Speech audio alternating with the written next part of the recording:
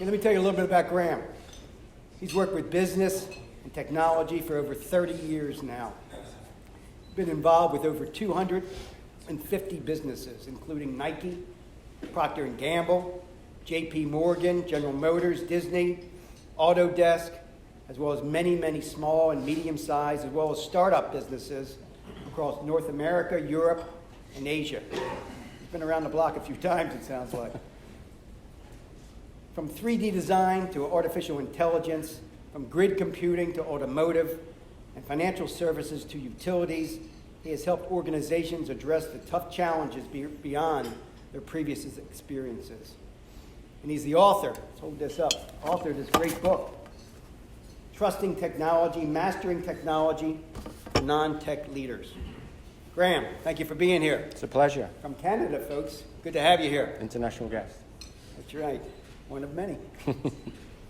I found it fascinating. You've worked with over 250 companies, from giant organizations like Nike, P&G, Disney, General Motors, and smaller companies too.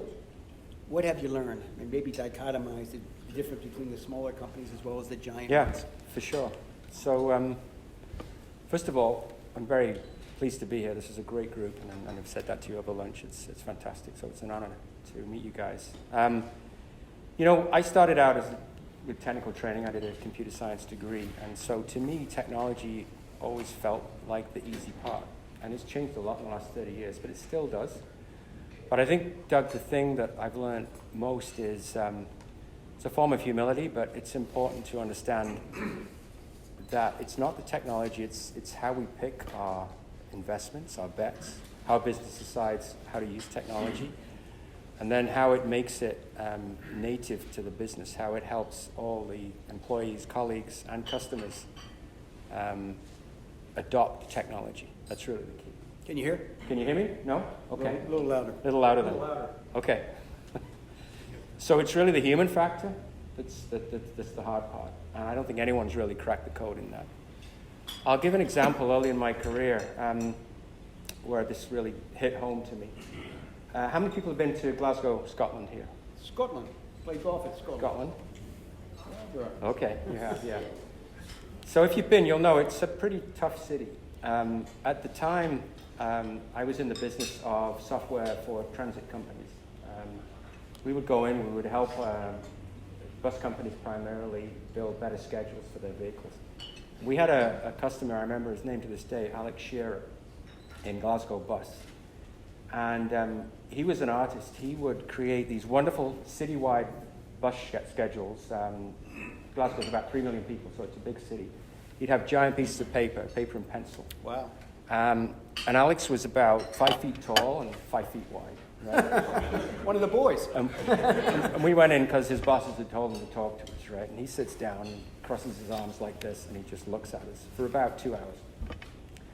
Because we were fairly naive at the time, I guess. We said, we've got this great software, it can help you do your job better. And you don't tell a guy who's done his job for 30 years with pencil and paper that you can help him do the job better without running out of the room right afterwards. But anyway, we stuck at it, and we worked very closely with Alex. It took us about 6 months to get the software to work for him. And he became convinced. He was still an artist of what he did, but he could do it a lot faster now. And he used a lot less paper and pencil sharpeners. And I got to tell you, he was our best ambassador after that. We won him over, and he helped us sell a lot of business. But the key, it wasn't our technology that did it, is we helped Alex understand how to use it, and he told us what it needed to do for him.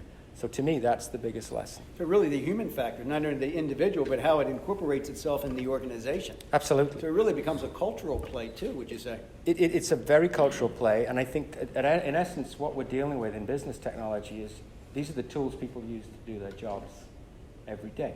If you change those tools, you're messing with their world. Another example, you mentioned Nike. We went into Nike, completely different business.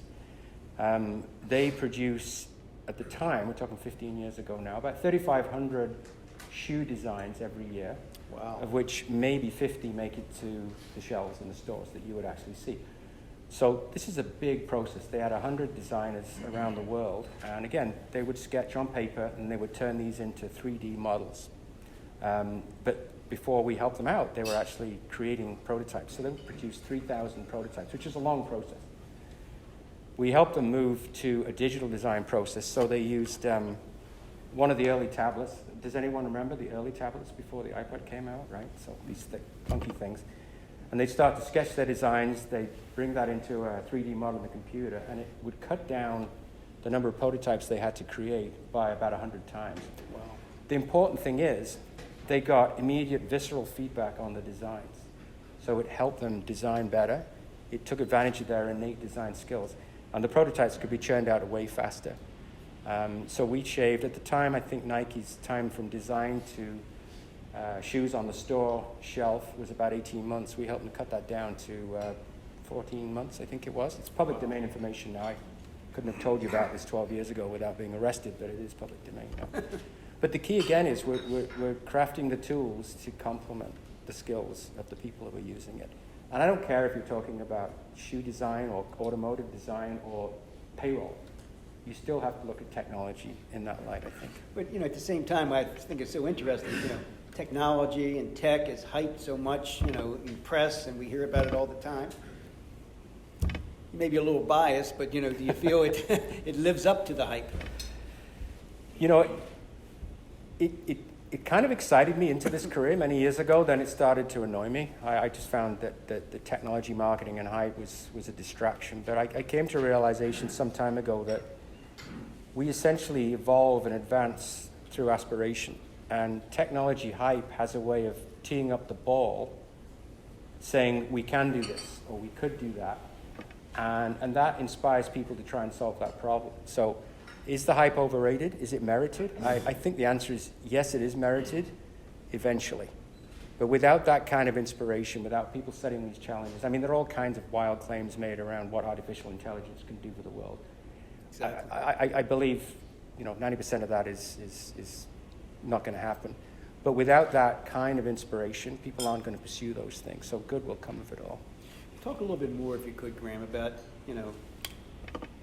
managing, if you're a non-tech type manager, come up through the ranks. Maybe you're an older guy, maybe you're a younger guy, who knows? How do you handle that? I think the first thing is it's to certainly not be scared of technology. And I'm sure I'm talking to an audience here that isn't scared, but a lot of managers are. They find it kind of forbidding, but I think it's important to understand what can be done, and I'm not talking about the hype, but what actually has been done with technology, and then apply that to your business. So it could be that someone who's not a competitor of yours, not on your radar screen, has done things and made things work that would have value in your business. It's all about, to me, the design of business. We have better tools today to design our businesses than we've ever had. Many of them are technology enabled, but not all of them. But I think if we understand how those tools can be deployed, as a business leader, we understand how we can design a better business, and then we can find the techies to help make that happen. But business design takes everyone in the organization. It's not just the leader, it's not just the techies, it's not an IT role. It's a role for all of your experts around the business that know the day in, the day out, your customer-facing experts, your backroom experts. I think it's key to bring them all together and not look at technology as the goal. It's not about that. It's about building a better business. So it's really streamlining the operation, if you will, if you look at it from that vantage point. But you also talk about find something that somebody already has worked for somebody else, so you're emulating success rather than being on the front end. Mm-hmm. Yeah, so I'll go back to the same example as earlier, Nike. Nike was inspired by work that went on in automotive. I worked with General Motors and Nike, and we used to joke that they're both in the transportation business, right? Because it was Nike footwear. But they looked at the way automotive had sped up their design process. You probably know, but it used to be that you would produce maybe 100 life-size scale models out of clay to review a new car design. Wow. Takes $1 billion to bring a new car design to market. And I'm just talking about an upgrade, not a whole new model. And it was an artisan skill to create those clay models. They're beautiful. They're expensive.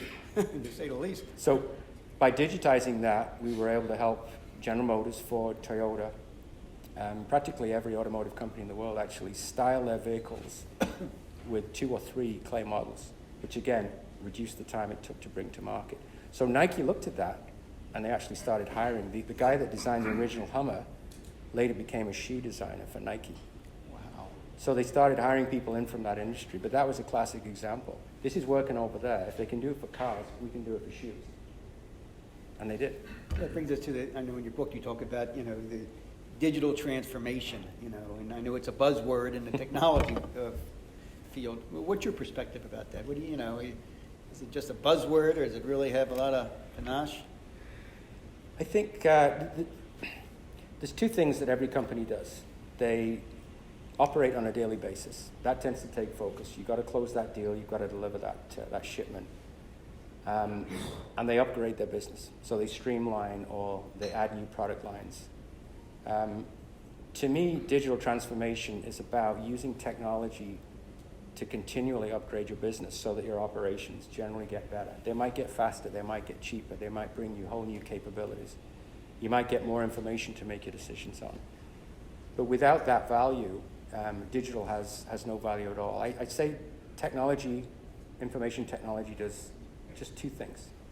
And I think keeping it simple is a great mantra of all of us. It either helps create insight by making sure the right information is with the right people at the right time, or it helps automate things we can automate. It helps elevate the skills of your best people by taking the grunt work away from them, having them press a button and maybe do 90% of what they do today, and they still engage in that extra 10%. So any technology investment you make, run that test by them. If it's not improving insights somewhere inside your organization or for your customers, or helping to speed up the process, make it more efficient, it's just not worth it. Don't do it. Yeah, but sometimes there's a trade-off. I know a CEO club member, not naming names, bought a new technology play to streamline his manufacturing operations. And I said to him the other day, I said, how's it going? He said, well, it's taken me 30 to 40% longer to do all my tasks. Mm-hmm. He said, but down the road, I was supposed to be a payoff. I mean, short-term problems for long-term success? Is that a fair play? It's a fair play. It's a gamble. It's like any other business investment. There must have been a conviction in that case that time would tell and it would work. We've probably all had experiences where that hasn't happened. Right. But you roll the dice and you take the game. I mean, if you do your due diligence up front, and again, you engage your staff and your customers in this process and bring them on board, and you stick at it, it'll work. But it's very easy to give up. And I'm hoping that the person you're talking about isn't about to do that. But no, because he spent a fortune. He spent a lot of money to bring it on board. Not walking away from it, right? So when you get involved in an organization, what do? You're working, say, with a non-tech manager. Mm-hmm. Really is the focus of your book. What do you do? How do you get them up to speed where they're making those changes that's coming out from a positive venue? Yeah. So we generally have 1 or 2 conversations. It really doesn't take more than a couple of 30-minute conversations to get an idea of what the business is all about, what the context is, what the circumstances are. And then I typically help my advisory clients understand other examples of that I believe are applicable to their business. Sometimes that takes research on my part. Sometimes, and I've seen this amongst the 250 businesses or so. But I think it's all about saying, is there something here that will inform your vision for your company and how it uses technology? So that's where it starts, because every leader has to be comfortable this is going to work. They have to make that leap. I think at that point, then we say, well, how do we bring the organization on board? How do we get them to participate? And what does this mean, most importantly, for your customers? If they're not going to notice the benefit of a technology investment that you've done, is it really worth it? It might be, but there's usually a better bet that is customer-facing. So we put that together, we create a plan. And then I'll advise and coach their teams to the extent that I can, helping them. Because usually folks haven't taken on this kind of work in the past. If you've got a team that's done this a lot, then you know how valuable they are. But a lot of teams need to build that success first. And what do you do when you have a team that's fighting you, especially if it's an older population and they're resisting change? And the maybe the leadership of the company is pretty innovative, and they want, to drive this through because they've seen what it's done for other industries. Yeah. But you know as well as anybody else, if the team's not on board, it probably won't fly. Yeah, yeah. How do you make that transformation? How do you get those people on board? Well, you got to win them over, right? And like a lot of things, it's a bell curve. Some of them won't be won over. But I'll go back to my example of Alex in Glasgow. And, I'll emphasize this is in the 1980s, but when we first put a computer in front of him, it was one of the old IBM XTs. Does anybody remember those? Or am I? Yeah, okay. These young people? You're my ally. But what he did was he picked up the mouse and he ran it over the screen, right? Now, at the time, we thought, why would you do that? But where are we now, right? We're running mice over the screen. We stuck at it. That's the way. And we worked with him, and he taught us more than we taught him. But I think by bringing change into this is good old change management, right? It just happens to be technology enabled. Bringing change into organization, I'm sure you've all done that in your teams. There has to be a win for people. Otherwise, they'll sit on the fence or maybe they'll resist, right? I think too often this change is imposed, and that's when it fails. And it fails every time. So you got to get people on board first, from your perspective, before you make an investment like that. I think you have to be comfortable that you'll be able to get them on board. Then you can make the investment, but then you do the hard work of getting on board.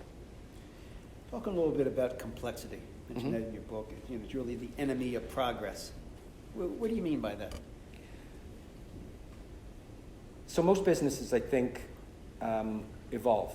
I was saying earlier, operations are upgrade. The businesses that I've been associated with, certainly, it's been important. We have to close a deal, so what does it take to close this deal? Maybe we're delivering something we've never delivered before. Let's make it happen. That's a healthy way to grow. But over time, it usually ends up with a lot of one-offs inside the organization, special deals that sometimes cost more to deliver than they actually garner in profit. A lot of exceptions. So as you accumulate those in companies, the growth can be stymied. You can't scale complexity effectively. So I think these initiatives, technology-enabled or not, they need to be approached from a perspective of a business redesign. Let's rethink. Let's not just put technology in to make the way we've always done things work faster. Let's see if we can change how we can do things. There'll always be exceptions. No company can live without that. But I think removing those exceptions, coding rules in software, if you will, managing data better, it gives an opportunity to, I think, handle probably the 80% of your business that will fit in a certain mold much more effectively. Then you can go focus on the other 20%. So complexity will grow if unchecked. And if we try to model complexity with technology, we won't win.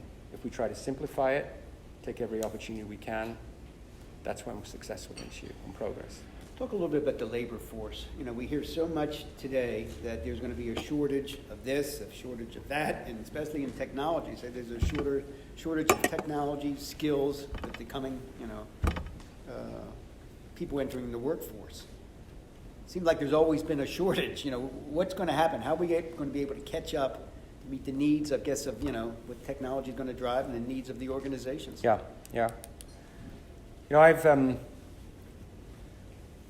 I've seen some what I would call reckless statistics. Some study came out a year ago that said there's only 10,000 people in the world that are capable of driving the next generation of artificial intelligence. That's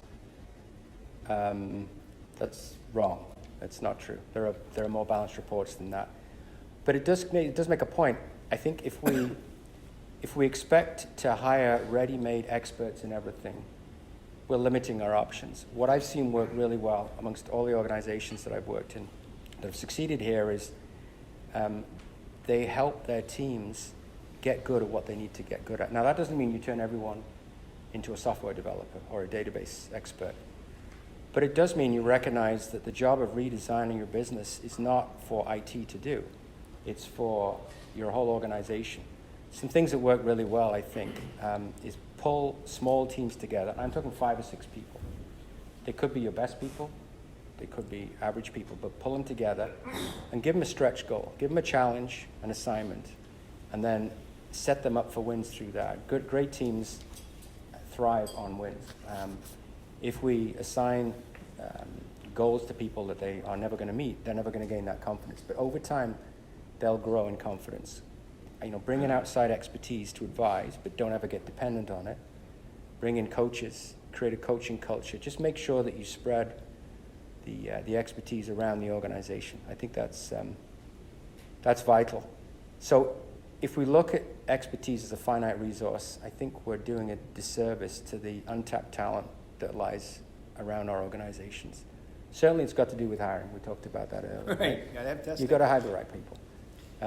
But you can convert, I think, a lot of your existing staff to play important roles in these technology projects, and don't get bottlenecked by the fact that you can't hire a certain role. Your idea of the stretch goals is, Jack Welch talks about that in his book, Straight from the Gut. He would have a goal, and then they'd have a stretch goal. And the whole key was to have those successes along the way, which was the key. Yeah. And then you bring everybody on board from that perspective. We were talking at lunch about about James Dyson. We were comparing him to Steve Jobs, I think, because I think he has a similar obstinance about what's right for the market. But he's done a lot of great things in his business. And by the way, he describes his business as, I just move air around, right? They're not a vacuum company. They just move air around, which is why you can buy $500 hair dryers now often. But he hires very talented engineers and he trains them in design. So if you think about that, right? If he was going to go out and find an engineer who's a great designer, wouldn't find him. But if you bring in those skills and you develop the complementary skills, you're really building out a much better rounded team. And I think their products are great. I don't know. I've got several of them, but not a hairdryer. I don't. A couple of people don't hear hair dryers at all in this room. Good shit. Let me ask you another one, then I'm going to open it up to the audience here. Technology is really the thing of today. They say if you're not able from a technology standpoint, you might going to be left behind. But if you don't do it, it's so interesting. Warren Buffett always talks about, he likes the nice, boring companies. He didn't buy anything in technology in the early 2000s. He didn't get hurt, but he missed a good run. Do you still think there's still room for those type of companies? Or, if you're not on the board with technology, you're just going to be left behind? Absolutely there is. But I would point out that Warren Buffett owns a lot of insurance companies. And insurance is a technology business, right? It's technology-enabled gambling, I believe. It's an actuarial skill. It is, yeah. And, insurance companies use some of the biggest hardware farms, and they're fairly well advanced in the use of artificial intelligence. So what's interesting there is that the technology is hidden behind the scenes, but it's completely empowering for whether or not that insurance company succeeds or fails. So I would take issue with Warren on that one. Who's questions out here from the audience? Joe. So, you're a small to mid. We got this discussion where it really is small to mid, but you want to get your technology working together. I find the biggest challenge. There's lots of good technology, but really, how do you interact? Simply making QuickBooks work with your estimating, and what makes that. What is the role? Who's the real person to get that all to work together and show opportunities that maybe aren't being used to be efficient? Because to Doug's point, we brought in new technology a couple of years back, and it took a considerable amount of time to get the team up. And then I get somebody else. Well, let's switch. If I went in there and told my office right now I was going to switch our main, they'd hang me. Yeah. But was it worth it, Joe? Was it worth it going through all the pain? I think it is now. But they're still missing parts, and everybody tries to build this software that meets all needs in one company, and I haven't found that to ever be really true. No, it really isn't. The bigger the organization, the bigger the challenge. How big's your company, just by way of example? Let's say 45 employees. Okay, so you're all in the same building on a regular basis? Yeah, well, let's say 15 are in the office, the rest are... Yeah, but everyone's known to everyone else, so there's a good rapport, right? So when you brought in the system, what kind of a system? We're remodeling. Custom remodeling. Oh, okay.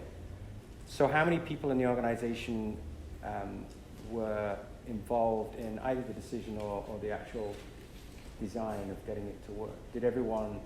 Well, what we found out, because I had been through this sort of before, I had some custom software written for another company, and the problem with that is when somebody leaves and they design that software, you're kind of buy. Yeah. So off the shelf is generally better. Yeah. From an update standpoint. But what we did was we decided just to implement a piece of it instead of throwing this whole big massive system, because we wouldn't have gotten buy-in otherwise. So Good. over a 2-year period, we just said, okay, now you have to use this, now you have to use this. So I would say if I was honest with myself, maybe 80% there. Yeah. Not, After maybe 2 not years. Yeah. And did anyone encourage you to think it would take less time? Well, they all say 30 days, Yeah. online training, you're good, you know. Yeah. I know that's not true. Yeah. No. I tend to talk in terms of 1,000-day plans, Yeah. just because it's a round number. It's Because you also have to manipulate your business a bit to fit the software too, or whatever. It's not like it just fits. You have to change things internally to make, I find almost any software, if it's multi-user. Yeah. You do. In fact, it's wiser to do that than try and, because then you get your custom software, right? It's right for where you are now, but maybe not for where you are in the future. So, But from a consultancy standpoint, Mhm. where would someone reach out? Someone here that wants to, like, what is the best avenue to say, okay, how do I make all this work better? right. So, are you talking about now to fix what you've got, or 2 years just, ago? No, even to take what you have now and say, Yeah. okay, maybe we could use the cloud better, or maybe we could, you know. Yeah. Well, you can start by buying my book, of course. That was kind of a softball. Thank you. Yeah, I got it eventually. Good job, Joe. I'm Thank you, English. Laura. I'm very gentle on that kind of thing. But no, I appreciate it. I mean, here's how I'd answer that question. People begin conversations with me for one of two reasons, generally.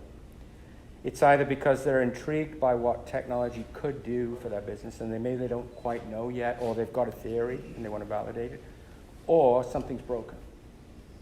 And when we have the something's broken problem, either we didn't ship at the end of the quarter because the system was down, or because we had a security, whatever it is, we say, okay, let's fix that, but let's fix it in a way that means you don't have that problem going forward. So you might have to pull the phone out of the lion's paw and fix it immediately. It sounds to me like you're comfortable that things are on track, but your expectations were misset a couple of years ago by the influences you had. Yeah, right? I kind of know now. Yeah, you've learned that. I've learned The hard way, that's yeah. not always true, so I take it with a grain of salt. But I think there's an opportunity for a lot of small businesses who don't understand. There's technology is just this big term, and there's like, just buy this software, but how do we make it work within a company that doesn't make you take longer to do the task? Yeah. And use the things. Some things aren't worth using for certain companies. So I think people could use, at least in my knowledge, and my other groups, that they need someone to help them get off that. Yeah. The problem with the technology industry is that you can circle yourself with vendors and they'll all sell you their piece of the pie. But strategically, I think ultimately the CEO needs to say, does this fit? And actually that is, since you threw me the softball, that is my sweet spot. That's where I work. I won't tell you something's going to work in a year if it's not. And typically, I often work with providers and I grill them, right? But it's to have a holistic strategy and say, okay, well, we need to fix this part of the pie with this system, but what does this mean in 3 years' time for the rest of the business? And what does it mean beyond that? Are we putting in something that's, we're not going to replace it until there's another Y2K project? Because that ain't happening for a long time. Or are we putting something in place that we can mold? Because your business isn't going to be the same in 3 to 5 years' time as it is today. And there are ways to do that. But when somebody's selling you a slice of the pie, they're not taking that view, and they're not giving you that advice. I think holistic, and ultimately in every business, where does the buck stop? Where is holistic actually land? It lands with the CEO. And that CEO does not need to be intimate with technology, and it's a good thing actually if they're not, because then they're harder to sell. So I don't know, does that? I'm just kind of fishing. Yeah. Good point. Steve, do you have a question? Yes, I do. So I know in my industry, companies and organizations go through different phases. Mm-hmm. Generally, a $5 million company has an investment of resources. A $50 million company has another phase, and then so forth, 100 million. So in the technology world, are there phases that companies go through where they should be investing certain amounts of resources? And if so, what are they? Yeah, great question. So the answer is yes, but it depends on the nature of the business. So I think the business you're in, you need technology to operate, right? And a lot of businesses do. I'll give you an example. Okay, so there's a company in Toronto called Jana Corporation. And Jana is in the business of pipeline safety. If you speak to the president, he'll say that pipelines are the foundation of civilization. And he actually makes a good case when you think about the water and the oil and the gas that's delivered through pipelines. His business began as a testing laboratory, so people would send pieces of pipeline to him from all over the world, and he had a laboratory that would test it, give him the result. Then he morphed that into a consultancy where they took what they'd learned around predicting failures in gas pipelines, and they now help major gas utilities across North America figure out where the risk is of a pipeline leak. Fortunately, we only hear about a very few of them when there are bad circumstances, like San Bruno, for example. We're now turning that into a software business, which means instead of a consultant doing the risk assessment every couple of years, that intellectual property is now building the software that can be licensed to gas utilities, so they can do this as often as they want. So that's one answer to your question, that business has evolved. They figured out what it is they did. They got really good at it. They started testing out their theories of their product through consulting. And now they've pretty much got that down. They're turning it into software, which is scalability. Right? So that speaks to how you bring products to market through evolution. If you're talking about systems to scale or to operate a business like accounting systems,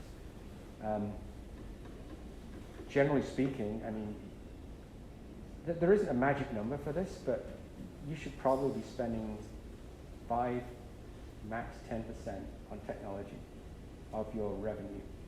And that includes everything, right? So that includes phones, it includes systems, it includes people that you employ or partners that you have. So if you scale along those lines, that's fine. But the time to think about spending more is if you want to leapfrog the competition, if there's some opportunity you've identified, that if we could do this faster, or this better, or if we could involve the customer in our design process through technology, we'll invest more, and that would change the nature of our business. You'll become more of a software. So I don't know. Does that help? Yeah, that was. Yeah. Sam? Yeah, Graham, so we're going to have to talk after because I have a lot of questions. But I guess where I'd start is, you've obviously taken an approach to consulting that is probably not mainstream and kind of thinks counter to what the traditional norm is. And by that I mean thinking about involving the entire team in the decision-making process, thinking about technology as being an adjunct to solving the problem, but maybe not the entire problem, solution to the problem. In going out and getting new consulting clients, do you find that this approach is very novel to people, or do you think it's something that people think they know and don't? It's novel, and then it turns into intrigue, I would say. Like, to your point, I'll start by saying how I got to where I am, opinion-wise, is I was a CTO in a number of software companies for about a decade, producing and selling software. And that was the circumstances where I met Alex. I keep going back to him, my favorite guy. Then I was a CIO buying technology in the company, so I saw it from both sides.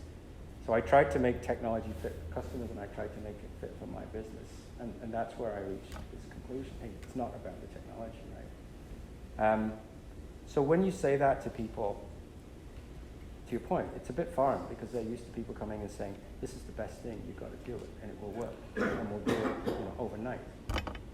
So when people say something different, it kind of grabs their attention. And I think when you say, it overlaps with how you upgrade your organization, change your operations, how you manage your team, if you will. Generally, it's very receptive, and it works. Sam, you're involved with a lot of companies, in your venture thing. Do you see that it's...